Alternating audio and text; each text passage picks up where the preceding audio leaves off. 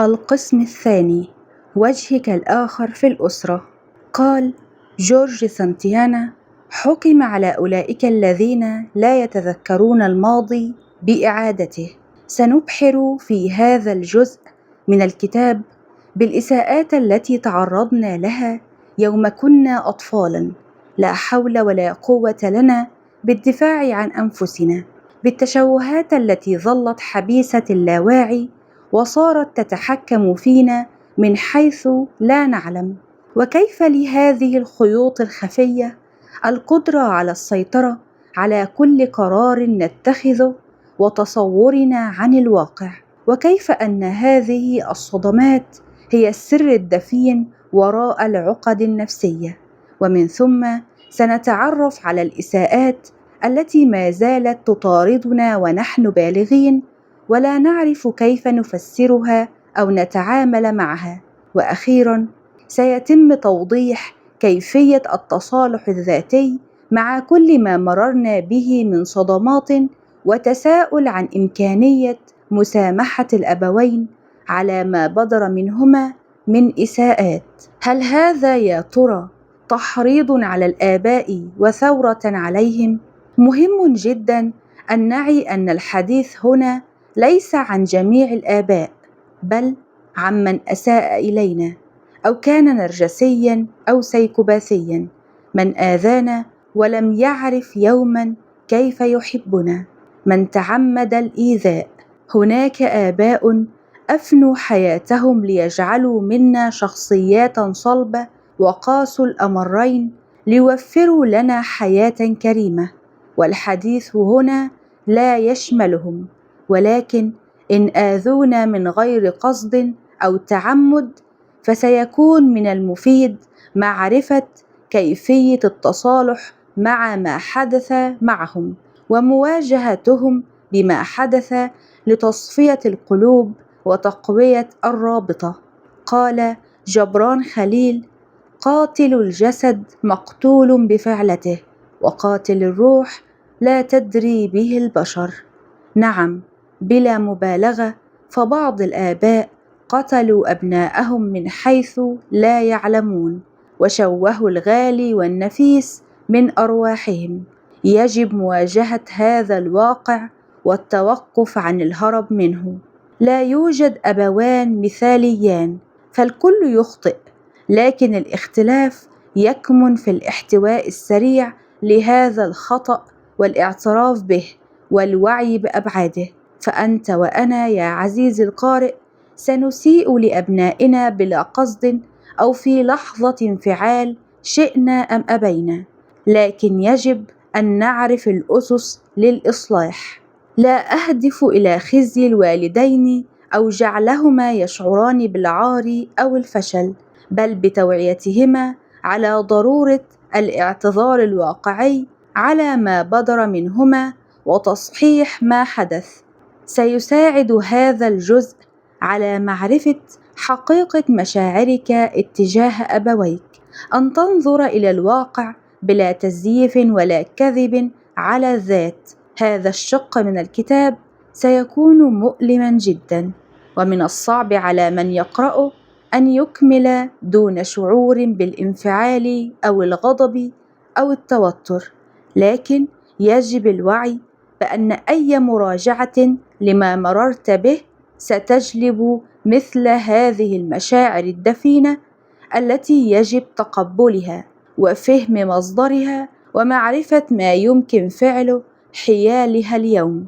لن أستطيع تغطية جميع صور الإساءات التي صادفتها في العيادة، فهذا سيحتاج إلى كتاب خاص به لنغوص في هذا المحيط، لكن سأعرض بعض الأنماط المتكررة للإساءات وطرق التعامل، وسأصب جل تركيزي على طريقة التشافي.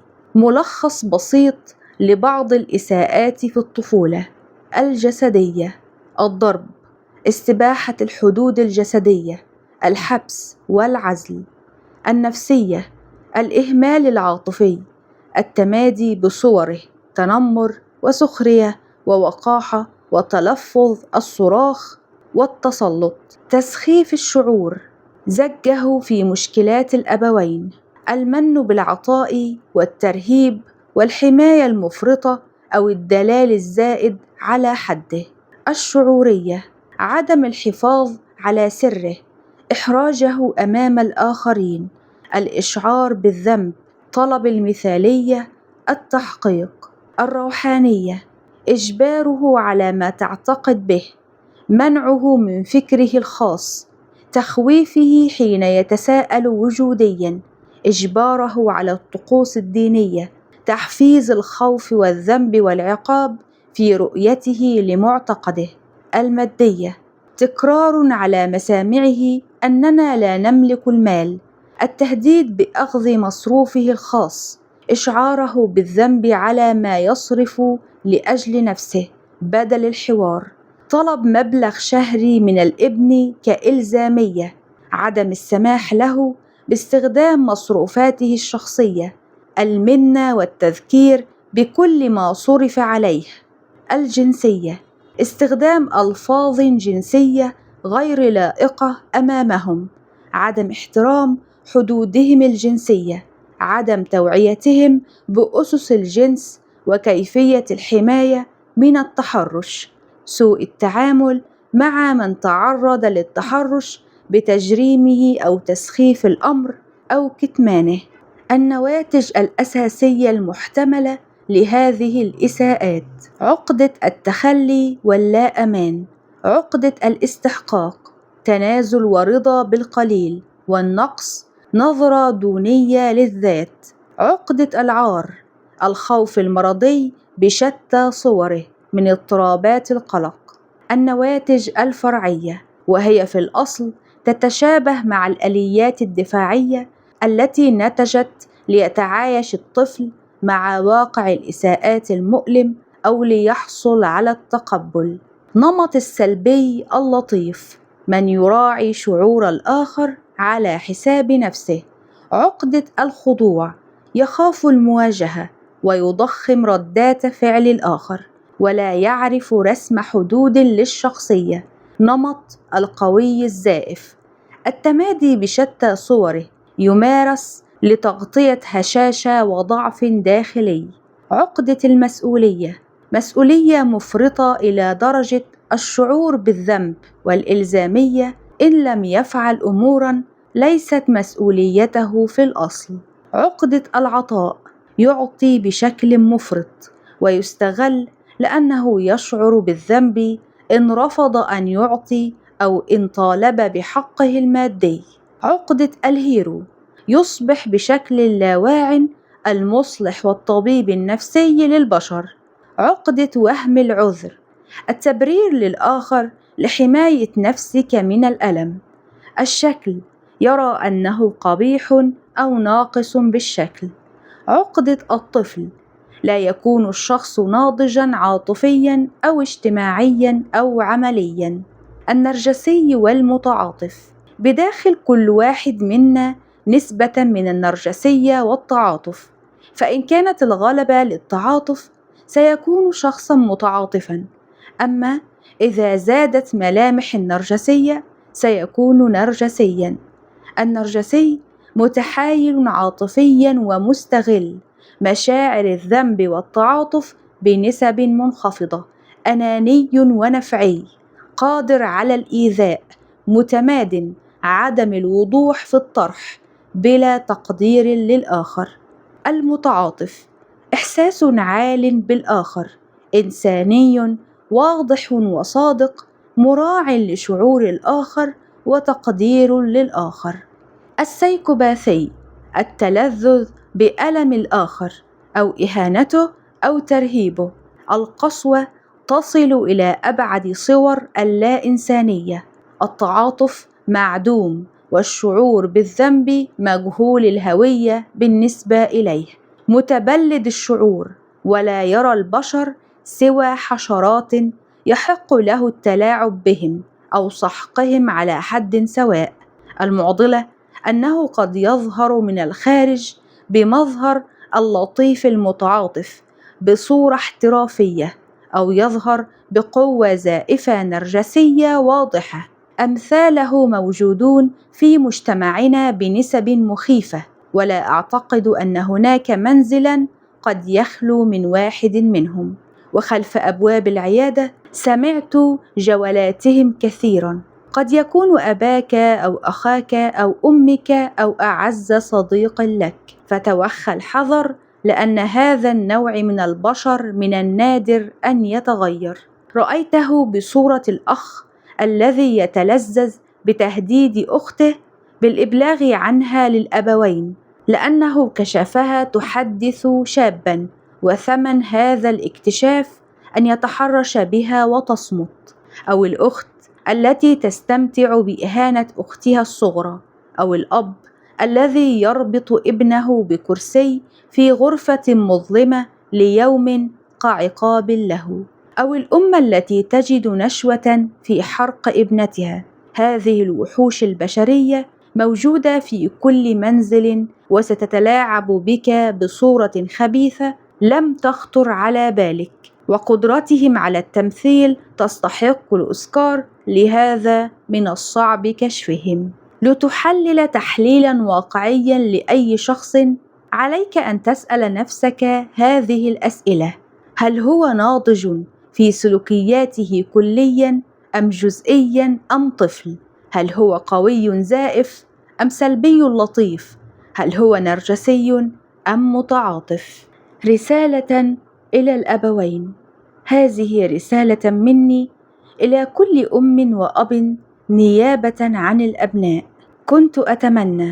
كنت أتمنى قضاء جودة الوقت معكما بدل أن تشغلاني بالألعاب، أن تحتضن قلبي قبل جسدي، حوارات تغذي فكري وتجعلني أتساءل، أن أسمع كلمات الثناء وأشعر أني متميز في أعينكما، إرضائكما دون أن أخسر ذاتي وهويتي، أن تعيناني على أن أكون من أنا لا من تريدان لي أن أكون، أن تتقبلا رؤيتي وآرائي ومشاعري، أن تعلماني كيف أتفحص معتقداتي ومجتمعي، أن تحمياني حين يتم التنمر علي، وتعلماني كيف أميز التحرش، أن تدافعا عني حين يحاول أي إنسان إحراجي، أن تكونا سعيدين لنجاح يشبه روحي لا يشبهكما، أن تشجعاني لكي أكون أنا ولو قاتلتما العالم أجمع لتحقيق هذا، أن لا تتحكما في ولا تسيء لروحي ولا تبتز مشاعري، أن لا تحكمان علي وتتقبلاني كما أنا، أن لا تضربا جسدي الهش فأنا لا أملك محاميا سواكما، أن تريا القيمة في ذاتي وليس لأنني حققت شيئا خارجيا، أن تحاولا تفهمي ومعرفة من أنا وتنصتا لصوت روحي، أن تكونا موجودين حين تكسرني الحياة بدل أن تشوهاني وتلقياني لها، أن تحتوياني شعوريا حين أتألم، أن تري الجانب الجيد فيني حتى حين لا أستطيع أنا ذاتي رؤيته، ألا تنسيا أن تكونا فخورين بكل بسيط أنجزه، ألا تجعلاني أحاول تبرير نفسي وإثباتها بشكل مستمر لكما. القانون السادس: الأبوان وتشويه الطفولة. وأنا طفلة كانت أمي شخصية ضعيفة لا تعرف كيف تدافع عن حدودنا أمام أسرتها. كانوا يتدخلون فيما نلبس ونأكل ونمط حياتنا والمهارات التي نتشارك فيها، وقد يتنمرون وهي صامتة سلبية. خالي عاقب أخي بالحرق بالملعقة وهي تردد: لا تزعجوا خالكم. وأخي حين يضربني تقول: اصمتي كي لا يعيدها. خضوع الأم. حفظ حدود الطفل أمام الآخرين عماد تقوم عليه التنشئة. أن يراك طفلك سلبية خاضعة هذا يجعله يفقد احترامه لك ولا يكترث بأي توجيه تعطيه إياه فيما بعد، لأنه يراك شخصا ضعيفا غير مؤهل لهذه المهمة، حيث إن الطفل يحكم عليك من سلوكياتك وليس مما تقولين وترسمين من صورة عمن أنت. الحرق أحد السلوكيات السيكوباثية التي يجب التبليغ عما يشبهها من تصرفات للقانون، فهي ممارسات قد تحول الطفل إلى وحش كاسر أو خاضع بشكل مرضي. الأم هنا تبرمج طفلتها على عقدة الخضوع من حيث لا تعلم، وهي من العقد التي شخصيا عانيتها، ولن أتمنى أن تصيب حتى ألد أعدائي من شدة العذاب القهري التي تجعل الشخص يمر به. العنف بين الإخوة، من يلجأ إلى العنف مع أخيه يجب أن يعاقب بشدة، ويجب أن تغرز مهارات الدفاع عن النفس في النساء منذ طفولتهن، كي يعرفن الدفاع عن أنفسهن في وجه أي ذكر يعتقد أن رجولته تكمن في التمادي على من هو أضعف منه جسديا. علمتني أمي كلما مررت بموقف يتمادى فيه على حدودي أن أسامح وألتزم للناس الأعذار، وأن الكون سيأخذ حقي منهم. مسامحة أم خضوع؟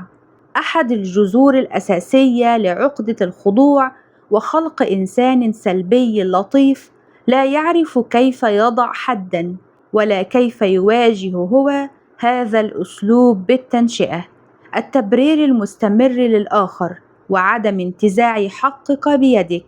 عزيزتي، أنت في عالم فيه من البؤس والأنانية والاستغلال ما يفوق الطيبة والخير. كوني واقعية برسم الحدود، ولا عيب في التماس العذر لمن يستحق من دائرة المقربين من بعد مواجهته بمشاعرك وسماع توضيح منه على ما حصل. ضربني أبي بالحذاء على رأسي لأنني رفضت المعتقد الذي يعتنقه ويهددني في حال نزول تحصيلي الدراسي بالزواج الإجباري، ويريد مني أن أتبع أعراف أسرته فيما أرتدي وأن أزورهم بشكل أسبوعي، رغم أني أعرف أنهم سامون وينظرون إلي بدونية. تأثير الألم نسبي ولا ينسى. بعض الآباء يعتقد أن هذا الطفل مدلل ويختلق اتهامات على أمور تافهة، فهو لم يضربه سوى 4 مرات مقارنة ببقية الآباء. هذا لا يعد شيئا، لكن القياس هنا على بيئة غير سوية في تعاملها مع الأبناء، فالتعنيف بشتى صوره مرفوض جملة وتفصيلا كحق من حقوق الإنسان، ولا يختلف الطفل عن الإنسان الناضج في هذا الحق. لو فعلت 100 موقف حقيقي اتجاه إنسان، لكن بعد هذا صفعته على وجهه بيدك، فألم هذا الموقف قد يكون كفيلا بأن يزيل 100 موقف التي دعمته فيها في بعض الأحيان. الألم من موقف واحد قد يعادل مواقف عديدة إيجابية، لهذا يجب أن تكون حذراً جداً من التمادي بشتى صوره، لأنه قد يكسر شيئاً لا يمكن إصلاحه، فالألم والكبت يقتلان مشاعر الحب. الرباعية الخاطئة في التنشئة. تنشأ الأطفال في مجتمعاتنا على رباعية الجانب التعليمي والاجتماعي العقائدي والأسري، يجب عليه أن يلتزم بتفاصيلها لينجو، وإن لم يحققها فسيفشل، وللأسف تربط قيمته فيها. ويلاحظ أنه في كل هذه الجوانب يمنع الطفل عن التفكير ويخضع لأسلوب الخوف والذنب والعقاب ليستعبد عقله. التعليم الأكاديمي على تحصيله أن يكون رفيعاً لينادى بالمتفوق والذكي والناجح، وعلى النقيض من ذلك سينادى بالفاشل الغبي العبء، يقال له احفظ ما هو كتب في الكتب المدرسية، ولا يقال له فكر وانتقد وأعطي رأيك بحقيقة ما هو مكتوب. فيبدأ هنا التخدير العقلي. إن كان الطفل لا يعرف أسلوب التفكير النقدي فلا خير فيما درس، ولن يكون سوى نسخة مكررة من غيره في مؤسسة تعليمية تجعله عبدا يعيد إنتاج ما أقنعته به. المعتقد الديني، الطريقة التقليدية التي يتوارثها الآباء في نقل معتقداتهم لا تكون مبنية على حرية الاعتقاد للطفل والنقاش المنطقي البناء لأفكار خاصة، بل عليه أن يمارس طقوسا هو لا يدرك ما هي ولماذا يمارسها، وليس له خيار في ممارستها في الأصل. فلا يكون معتقدا بشيء عن قناعة وتفكير، بل عن قهر وإجبار وترهيب. فتراه يعيش على هذه المفاهيم ظاهريا لأنها تتوافق مع السائد، ويقوم بكل ما ينافيها من سلوك في حياته لأنه لم يختارها عن قناعة مبنية على بحث وتجربة ذاتية. أستغرب أن الأغلب يعتقد أنه اختار ما يعتقد به، متناسيا أنه لم يتفحص أو يدرس ما لقن به، وأن الإيمان بأي شيء في هذا الكون يقوم على التجربة الذاتية بعد أن يختبر فاعلية الشيء بنفسه، لا بأن يجبر نفسه بتصديق فعاليته وينسى أنه لا يمكن أن يطبق مثل هذا الاعتقاد على أرض الواقع. إن كنت تريد التحقق من صحة معتقد ما فانظر إلى نتائجه على أرض الواقع، واقرأ بشكل حيادي لمن هو مع ومن هو ضد، وقس على ذلك. قد يعتقد الأب في هذه القصة أنه محاسب عما تعتقد به ابنته، ولكن في الحقيقة لا يوجد معتقد ديني يكره الناس على الدخول فيه، ولكل إنسان حقه الخالص في اختيار طبيعة اعتقاده. إن كنت تريد حوار ابنتك ومحاججتها بالمنطق لا عيب في هذا، لكن إلى هنا يصل حدك ولها الخيار فيما بعد. شكك في أي منهجية تمنعك من التساؤل والتفكير، فالمعتقد الصلب يحث على التفكر والتأمل والوصول إلى النتائج الذاتية وليس التبعية العمياء. في كل أمور حياتك لا تسلم عقلك لآخر يفكر عنك، حتى هذا الكتاب نفسه الذي تقرأه بين يديك أريد منك أن تراه بحيادية، وأن يكون محفزا لك لتفكر لا لأن تتبع. الجانب الأسري، العلاقة بين الطفل وأبويه هي علاقة طاعة وخضوع، وإن توافق الطفل مع ما يريدانه له كجزء من هويته يكون فالحا، ولكن إن اختار أمورا تنافيهما فهو طالح سيء يجب أن يعاقب.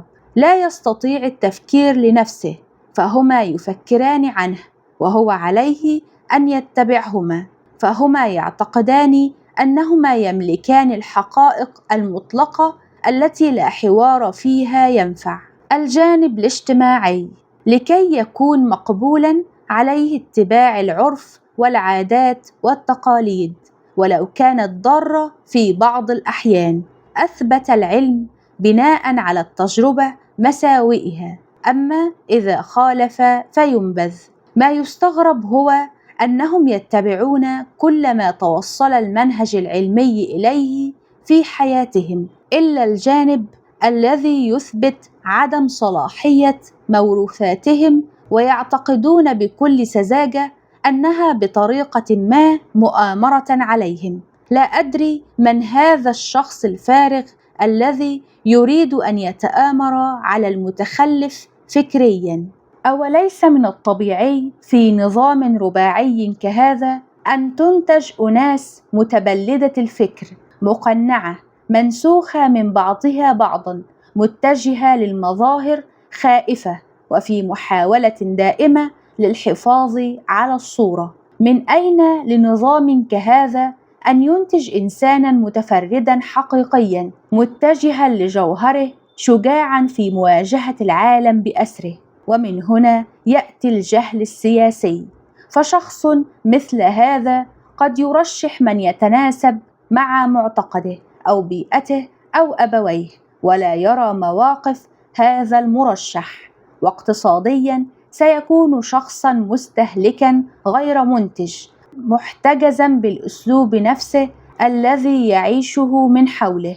إلزامية زيارة الأقارب. أنت لست مجبورا على زيارة الأقارب فقط لأنها إلزامية، انظر إلى مواقفهم ولا تزر إلا الحقيقي منهم، فالعائلة الحقيقية هي عائلة الروح. أعرف أن أمي لا تحبني أنا وإخوتي بقدر حبها لأبي، فهي عاطلة عن العمل، ووظيفتها أصبحت البحث عن اهتمام من أبي ولفت انتباهه، فتخلق المشكلات من العدم وتغضب علينا بأمور لا ذنب لنا بها. كلما جلست بقربي تشكو من مدى إهمال أبي لها، وكيف يؤذيها بتعامله ونقده ونفوره منها. أجلس بالساعات أنصت لها وأنا طفلة لم أتجاوز 9 سنوات، وهي تتذمر وتلعن القدر وتتحدث بسلبية، وكانت تحملني مسؤولية تعليم إخوتي كوني الأخت الكبرى، فحرمت من المتعة والخروج وتطوير مهارات لأدرس مجبرة إخوتي. البيئة المشحونة والتلذذ بالألم. عاشت الطفلة في بيئة مشحونة تخلو من المتعة أو السعادة، وهذا قد يؤثر فيها حين تكبر، فلا تعرف استشعار طعم السعادة، وقد ينجذب عقلها لكل ما هو مؤلم. تلذذ بالألم. عقدة المسؤولية. أسلوب الأم كان في قمة الأنانية واللانضج، فالطفل هو الوحيد الذي يحق له التعبير عن قصصه وجولاته في حياته، وأنت بصفتك أمًا عليك بالإنصات والاحتواء والتأسيس بمعالجة الأفكار. لكن أن يتحول الطفل إلى طبيب نفسي وتتشوه صورة الأب في عينيه، ويجبر على أن يكون المحتوى في عمر قدراته، لا تعرف سوى أن يحتوى. هذا مصدر أساسي لعقدة المسؤولية والهيرو والعطاء. في عقدة المسؤولية ستجد الفتاة تلزم نفسها بمسؤوليات لا تمثلها، وتشعر بالذنب إن لم تؤديها، وتكون قيدا ثقيلا على عنقها. وعقدة الهيرو تلعب دور الطبيب النفسي في علاقاتها، فهي من تنصت ولا تتحدث، وتكون المصلح الاجتماعي الناصح. وفي عقدة العطاء هي تعطي في علاقاتها بنسبة تفوق ما تأخذ. للأسف تصبح هذه العقد الثلاثية مصدرا للقيمة الذاتية والاستحقاق، فتراها تشعر بالسوء عن نفسها إن رفضت الإنصات لصديق يشتكي كل يوم، أو رفضت أن تعطي شريكها قرضا ماليا، أو رفضت أن تكون مسؤولة عن إخوتها، فتكون مضطرة إلى أداء كل هذه الأفعال للحصول على التقبل والقيمة، فأمها لم تتقبلها إلا من خلال هذه السلوكيات.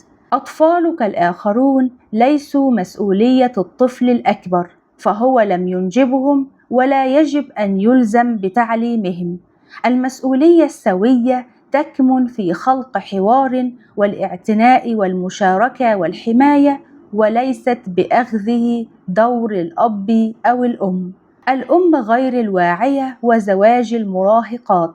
من الواضح في هذه القصة أن الأم شخص فارغ لا يملك المفاتيح التي تصنع الإنسان، لا عمل ولا نمط حياة ولا علاقات سوية تستمد قيمتها من إرضاء زوجها ومطاردته.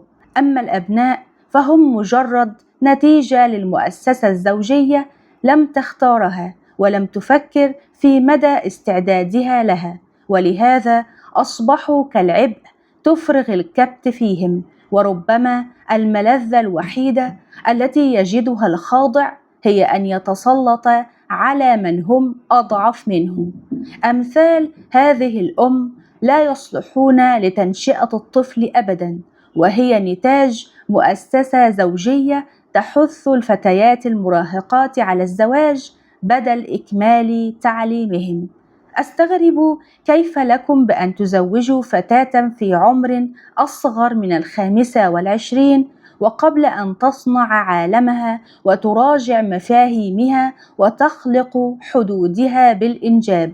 إذا كانت ترغب بالزواج في عمر يقرب 25، يجب أن يكون الشرط هو منع الإنجاب بكل الوسائل الممكنة إلى أن تصل إلى عمر تكون قادرة فيه على التنشئة. هذا العمر تقريبي، والمفتاح يكمن بالنضج الناتج عن كثرة التجارب المدروسة، فقد تجد من هم بال30 أقل نضجا من بعض من هم في 20. تعيش الأم عقدة الضحية، فتكون إنسانة سلبية تذمرية نكدية متشائمة تتلذذ بالألم. كان الضرب والحبس لغة الحوار الوحيدة التي يفهمها أبي. لم يكن يعجبه أن أخرج من المنزل، ولم يكترث يوما بأخذي معه لتعلم أساسيات التعامل مع الرجال أو الحياة. كلمة لا غير مسموح بها، وهذا تعريف الأدب في قاموسه. وهذا جعلني في حالة خوف دائم من أي مواجهة، وأصبحت أوافق على كل ما يطلب مني وأتوافق مع كل ما يطرحه الآخر، وهذا الأمر تحول إلى كل معاملاتي مع البشر. إضافة إلى ذلك عانيت التأتأة والتبول اللا إرادي. الغريب أن أخي أصبح النقيض رغم تعرضه لنفس الظروف، فهو شخصية وقحة متمادية متسلطة. عقدة الخضوع ونمط السلبي اللطيف. الضرب في هذه القصة خلق عقدة في الخضوع ونمط شخصية السلب اللطيف، وهو الإنسان الذي يوافق بشكل تلقائي على كل ما يريد الآخر، ويراعي البشر في كل شيء على حساب نفسه. مثل هذا الشخص يعيش في كبت شعوري مستمر وسردية خيال تعيد المواقف التي لم يواجه فيها بعقله مرة تلو الأخرى، وهذا يجعله تدريجيا يكره الحياة، فهو غير قادر على قول لا لصديق طلب منه أمرا لا يود فعله، ولا على إيقاف أخيه حين سخر منه، ولا على وضع حد مع شريكته التي تعامله بوقاحة. عقدة الطفل. عدم الخروج من المنزل وقلة التجارب يساهم في خلق عقدة الطفل، إذ يكون فيها الشخص اعتماديا غير مسؤول، هشا ومتشتتا، مهزوز القرار، ضحية دراماتيكية تضايقه التوافه. وقت المشكلات يتهرب أو يحاول قلب المشكلة عليك، قد يكذب بشكل مرضي لكي يتملص من مواجهة خطئه. التأتأة والتبول اللا إرادي نواتج لأي تنشئة فيها تخويف وترهيب وضرب، فيجب أن يدقق فيها إذا كانت موجودة. القوي الزائف. الأخ في هذه القصة أصبح قويا زائفا، وقح متماد متسلط متنمر، ويلاحظ هنا اختلاف استجابة البشر ولو تعايشوا في بيئة واحدة. السلبي اللطيف هي آلية دفاعية خلقها عقل الطفل لكي يستطيع النجاة في ظل هذا الأب المرهب. والقوي الزائف هي آلية دفاعية بدل الخضوع وتجنب المواجهة، حيث هنا يرسم إيحاء القوة وأن تهجم قبل أن يهجم عليك، لكن كلتا الشخصيتين غير ناضجتين، بنيتا على ضعف ونقص. كنت أتحدث مع شاب وأنا في 13 من عمري في الرسائل النصية. كنت شغوفة بفهم عالم الرجال، الجنس الآخر الذي فقط نسمع عنه كل ما يرهب: الذئاب والوحوش والخونة والمتبعين لغرائزهم. كان هذا الشاب لطيفا وكنت أحب الحوار معه. حين عرفت أمي بالأمر أخبرت أبي على الفور، وكان بأسلوب فيه من التهويل والصراخ والهستيريا ما كان صادم لي، لأنني أعرف بأنها تحادث في الليل رجلا غير أبي. وحين دخل أبي الغرفة بيده عصا سميكة أقفل الباب وراح يضرب في جسدي الصغير من كل صوب وناحية إلى أن أغمي عليه. منذ ذلك اليوم وأنا أعاني نوبات الهلع، وصرت مهووسة بالعلاقات العابرة، بل والجنس السطحي أو الخلفي، عنادا على ما فعله بي أبي، لأني لا أنسى الكلمة التي كان يرددها وهو يضربني بكل ما أوتي من قوة: أيتها العاهرة، هذا قليل مما تستحقينه. اكتشاف علاقة لدى الأبناء. لا يمر أسبوع في عيادتي إلا وأقابل ما لا يقل عن 3 فتيات تعرضن لضرب مبرح أو حبس لأشهر أو تهديد بالقتل في أعمار صغيرة، فقط لأنهن تواصلن مع شاب. قبل أن تغضب عزيزي القارئ، إن لامست هنا موروثاتك، وقبل أن تغيب عقلك عن التفكير وتعود إلى معتقد منفصل عن الواقع، عقدة الشرف، وتشجع هذا الأب على فعلته. حاول أن تنظر إلى الشق العلمي في القصة قبل أن تحكم، وإن لم أقنعك هنا على الأقل خذ الفكرة كالبذرة التي قد تنمو لتشعل نار الوعي في بصيرتك. الفتيات في سن صغيرة تتفعل لديهن الحاجة العاطفية والجنسية عن عمر يقرب 10 سنوات، وربما أصغر سنا في بعض الأحيان. في عالم الطفل الذي لم يثقف بهذه المفاهيم، هو غير واع بطبيعة هذه الاحتياجات، واتباع المنهج الوعظي معه باستخدام الترهيب بدل الإقناع المنطقي بالحجة سيجعله لا يكترث بما تقول وتنظر. المنهج الوعظي: الجنس ممنوع والحب فقط بعد الزواج، وإلا ستعاقبين. المنهج التوجيهي: تثقيف جنسي وتأسيس عاطفي على المنهج العلمي من خلال الحوار. في عالم السوشيال ميديا، هذا السيناريو في القصة سيكون أمرا طبيعيا جدا، لأنك مهما حاولت القمع والمنع، الأمر أصبح مثل شرب الماء من سهولته، فلا جدوى ترجى من المنع أو المنهج الوعظي. هذه القصة ليست فقط دلالة على أن الممنوع مرغوب كجزء من طبيعة البشر بالفضول والاكتشاف، بل لأن هذه احتياجات إنسانية طبيعية لم تخلق لتمنع بالأساس، بل لتهذب وتقوم. الأم مزدوجة المعايير.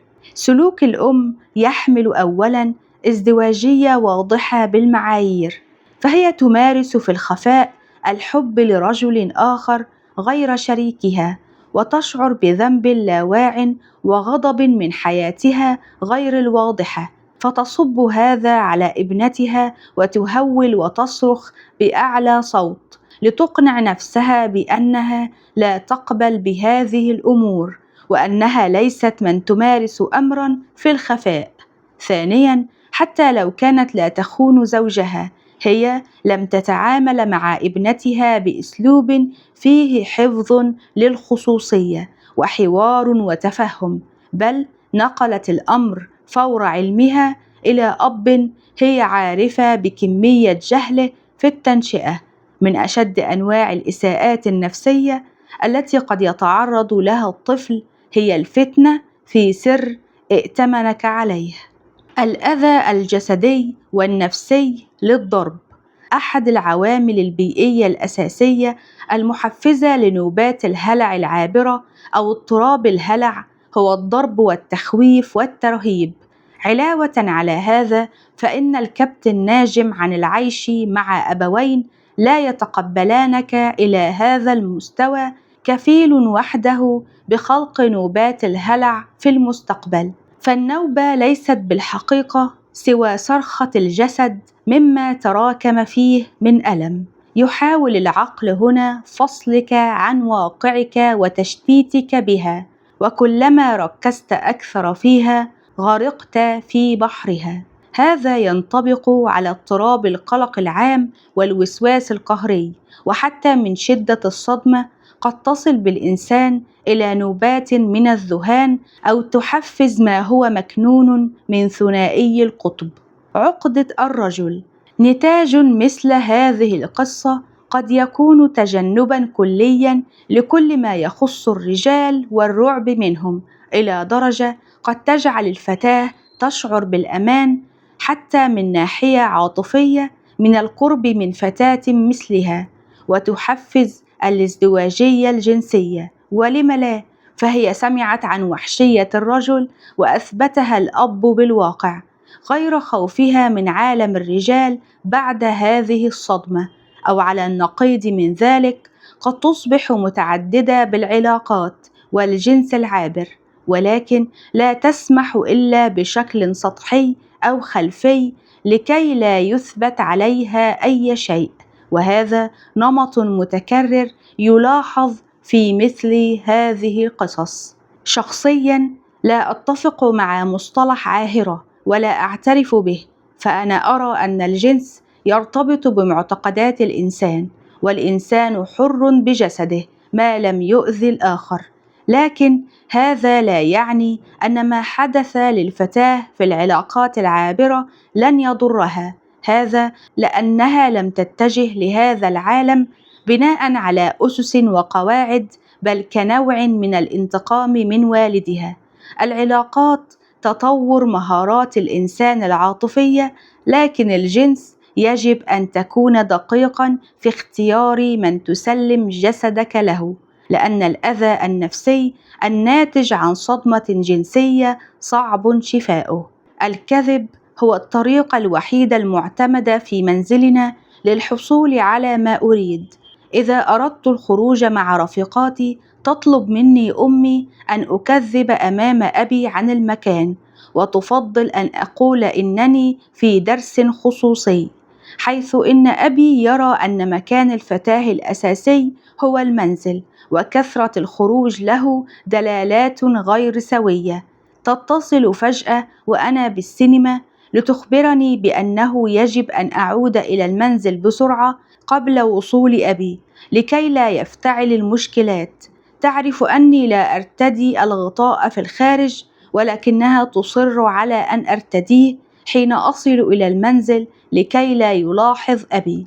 المتسلط والخاضع أسوأ المنشئين.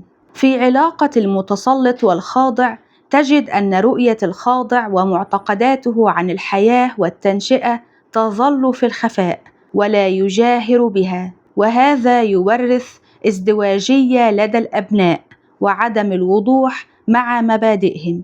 هنا الأم تصنع الخضوع والازدواجية بوضوح في ابنتها، فالأم السوية ستواجه الأب وتمنعه من التسلط الجائر على ابنته، وهذا سيولد احتراما عميقا لها من ابنتها ومبادئ واضحة. البيت ليس صحيا للفتاة. منع أي فتاة من الخروج وخوض التجارب هو مفتاح لإضعاف إدراكها الاجتماعي وتقليل تجاربها وإضعاف شخصيتها. من لا يحب كثرة خروج الفتيات يضمر في قلبه رؤية ذكورية وقمعا للمرأة وخوفا مستورا على سمعته، ومؤدلج على مفهوم مشوه لتعريف الشرف. ما سيحث عليه الأب الناضج هو أن تكون الفتاة على الدوام خارج المنزل تتصادم مع عقول البشر، وتزيد مهاراتها وتحافظ على رشاقتها وصحتها وتتعلم من مدرسة الحياة. الغطاء أمر شخصي لا حق لأحد التدخل فيه، فالمعتقدات هي جزء من الحدود الذاتية. عندما كنت أقوم بأي سلوك لا يعجب أمي تتوقف عن الحديث معي لأسبوع أو أكثر. أكون خلال هذه الفترة في حالة من الخوف والتوتر والهلع، أحاول إرضاءها بشتى الطرق وأترجاها باكية، لكنها من الصعب جدا أن تقبل إلا إذا مرضت أو تعرضت لسوء، فبدأت بتعمد إيذاء نفسي فقط لتسامحني وتنتبه لي. التعامل الصامت أحد أشهر الأساليب النرجسية في التعامل. يعرض الطفل لعقدة الثقة والتخلي ويزرع فيه لا أمان مخيف. ما إن تحصل إسقاطه من الطفل يجب علاجها بالحوار والمواجهة الصارمة، والعقوبة إن وجدت لا تكون بإشعاره بالتخلي أو الابتزاز العاطفي. عقدة الضحية بحثاً عن الاهتمام والتعاطف. تنشأ هذه العقدة لدى الطفل الذي يشعر أن الطريقة الوحيدة لكي يرى هو أن يكون في حالة معاناة أو ألم، ففي هذه القصة حتى بكاء الطفلة سخف، ولم تجد سوى إيذاء نفسها أو ادعاء أن مرضاً أصابها لعلها تحصل على بعض من التعاطف. القانون عقد الأبوين تتشرب لا وعياً لأطفالهما. تأسيس الطفل على الانضباط لا يكون بالتمادي. ديناميكية الخضوع والتسلط في الأسرة مدمرة للروابط فيها. تأثير الصدمات نسبي ويختلف من طفل لآخر. رباعية التعلم والمعتقد والمناهج الأسرية والاجتماعية التقليدية تصنع نسخاً. تأسيس الأبناء عاطفياً وجنسياً ضرورة. التحايل العاطفي لا يخلق رابطة حقيقية بين الطفل وأبويه. تشوهات الطفولة تبقى محفورة في اللاواعي وتؤثر في كل جوانب حياة الإنسان عندما يكبر.